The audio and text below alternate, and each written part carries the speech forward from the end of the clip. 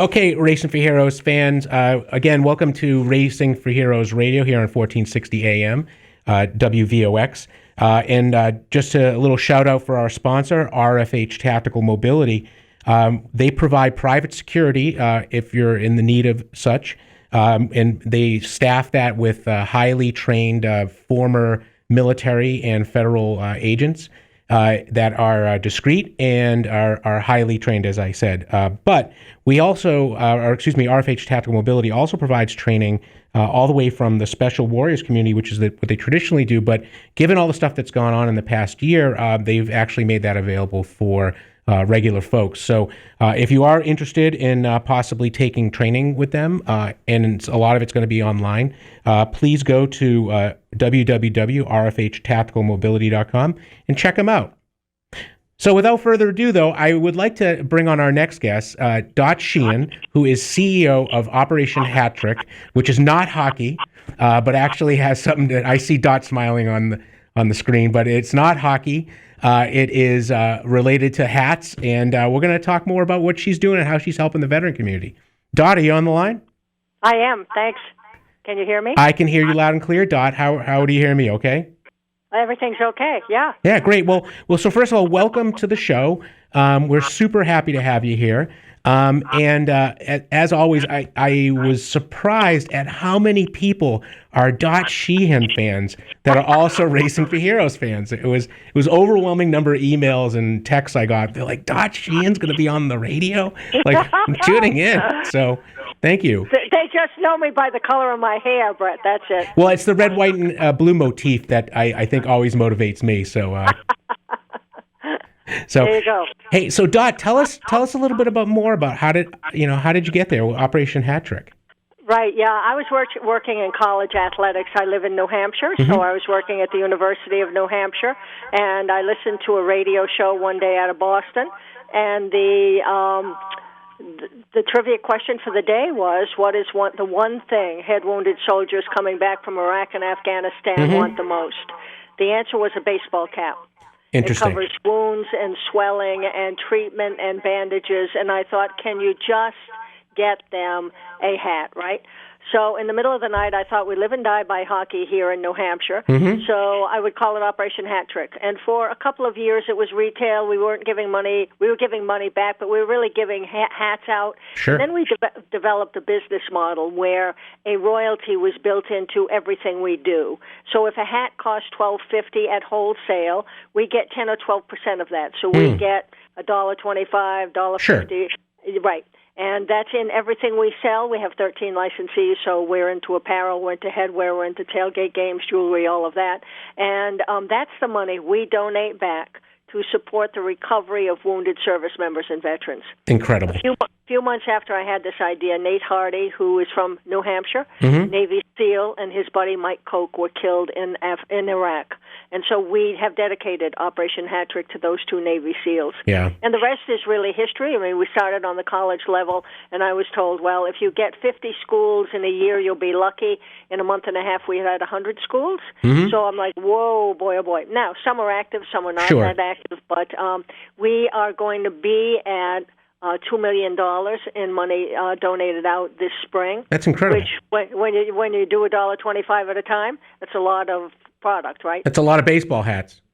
Yes, it is. That's right. Yeah, and we, when you combine the love of your country with the love of your team, your organization, your whatever, your school. It's a pretty powerful combination. It's incredible. We've been able to impact over 80 organizations, and what we do is we look for those organizations that fit our mission, and we look to do it nationwide because schools, let's say in California, don't want to know that their money they raised goes to New Hampshire. So we look for opportunities in states. We're in over 30 states right now with the goal being 50. And that's actually an important point. And first, I just would like to tell you that Mike Koch and the Nate Hardy are actually on our tribute car. Their names are on there.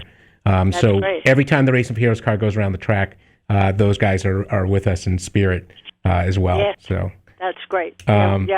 their parents would really love that. I'll take a picture next time I'm with the tribute car, and I'll send it to y'all so you can send it to them. That's great. Thank you. But, listen, but I think you bring up a good point, right? Like a lot of times people, they get a little worried about if their donation is going to go outside of, their kind of locality, whether it be like state or local. So I think that's smart how you're doing that. Yeah, and you know what? We were genius, and we didn't know it at the time. We put Nate Hardy's father on the board. Oh, good. And so there is no nonsense. Steve makes sure that, we vet these organizations really well. Yep. And so when people say, are you legitimate? Do you have impact? Just the fact that Steve is on the board, people can assume there's no funny business going on. Right. We're relatively small, so we know where every single dollar goes. No, and that's important. And I think if you're a sophisticated donor, this is where things like if you have a GuideStar account or Charity Navigator, and you're looking for nonprofits that you want to make a difference with, really looking that up and seeing that sort of stuff. And, who's on your board does matter. I mean, in your case where you have Mr. Hardy, you know that there's a personal connection there that matters. Yes. We also have a board member from the Naval Academy, and he's served with Nate in Fallujah. Mm-hmm. So for a while he did some work with Navy SEALs and the Marines, and so he knows it firsthand. And we have a new retired Marine who's on the board, so they know what this is all about. And you're absolutely right. We have the highest rating in GuideStar, and we are hoping to get it from Charity Navigator soon. Yeah, you got to be around. It used to be like 7 years. I think it's down. They're starting to catch up. I think it's not as many years was sort of the thing that was always the challenge. Yeah, and the dollar amount. Oh, and the dollar amount too. Yeah, it was a you have to do so much in business before they will accept you. Yeah. Right? But and listen, I'm sure you're going to be there. And how many nonprofits are you supporting now so far? Well, we supported over 80 over time, and last year it was 39. Oh, wow. So, yeah, that's a lot. And we work closely with schools on a program called Excellence in Service. Yeah. And if they go over and above the call of duty, they get to name an organization to which they would like us, Operation Hat Trick, to donate money. And it's quite a process, and they do an unbelievable job on campus and off promoting Operation Hat Trick. Amazing. And you guys started at, the art, I like to call it the artist formerly known as Bethesda Naval Hospital, but what is now Walter Reed? Yeah. We've been there 6 times, and I swear every time I left there, I said, I will never complain again about an ache or a pain or whatever. And we're doing a video series now. People always say to me, Dot, you have so many stories, you have to tell them. Because what we see at Walter Reed, names aside, oh, yeah. people need to know that. They need to know that these are kids, between 19 and 22, 25. We were right there at the height of the war in the beginning, too, saw their first quadruple amputee, then saw their second and third, and we know all 5. And some of the injuries were, and then you wonder if they're married, is that going to last? I mean, she didn't sign up for that, right? Yep. And so those with babies, and it's just the whole picture is like, oh, so we have vowed that we'd help. And it's not a handout, it's a hand up.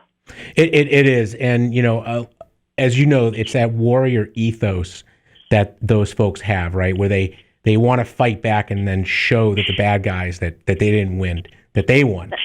Oh, yeah. You talk about tough and committed. And, I talked to a young guy. He played football, lost both legs, one below, one above the knee, had 2 babies. He said, hey, listen, I got an apartment. I wasn't going to live at Walter Reed.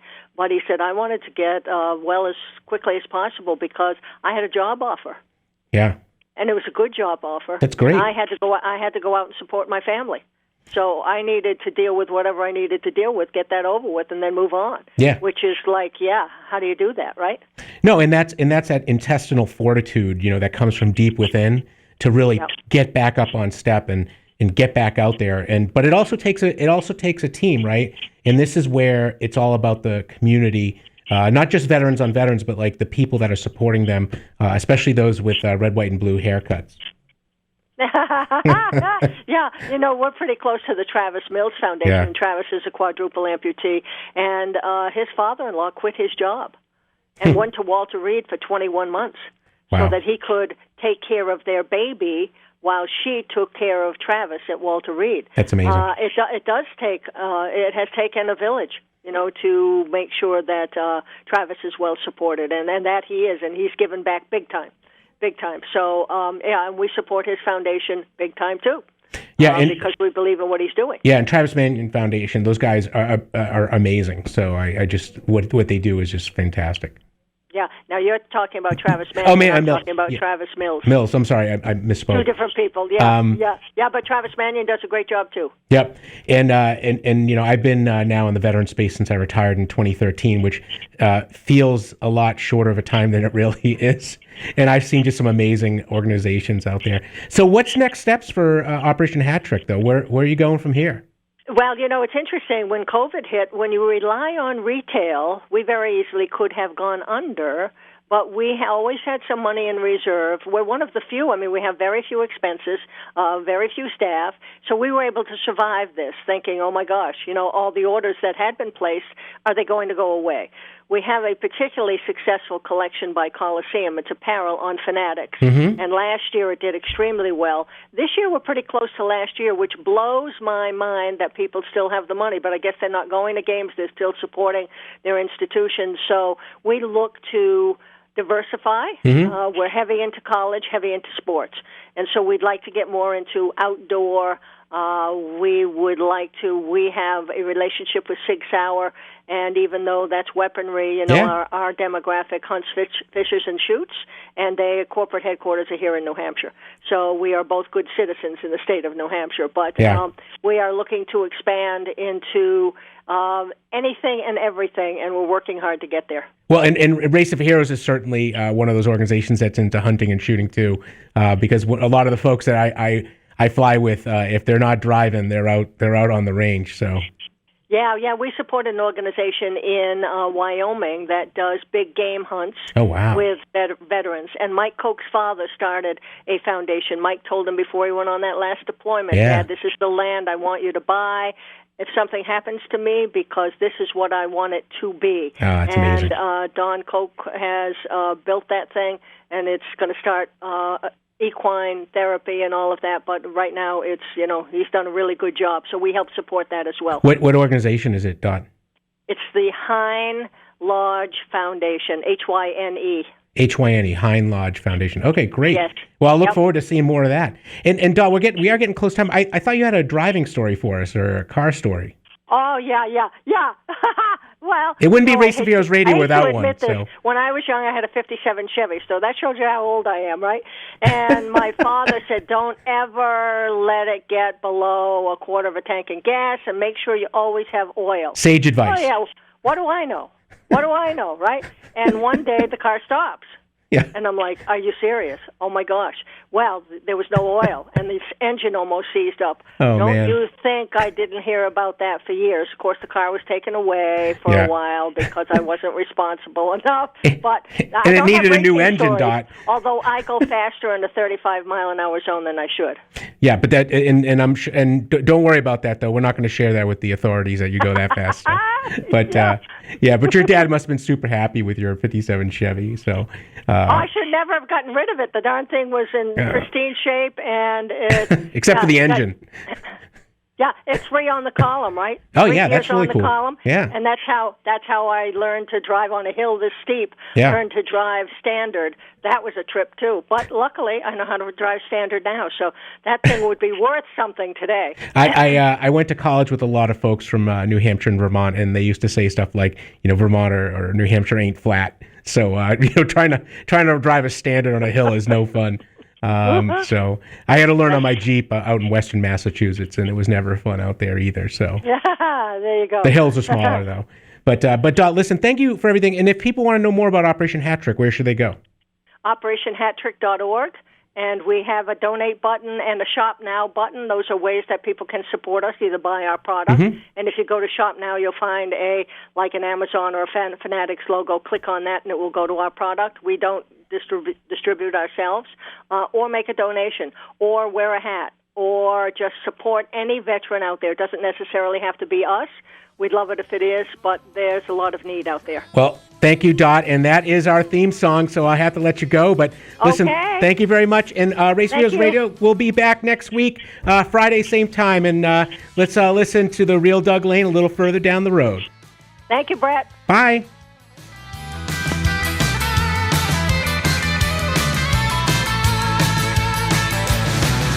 A little farther down the road, try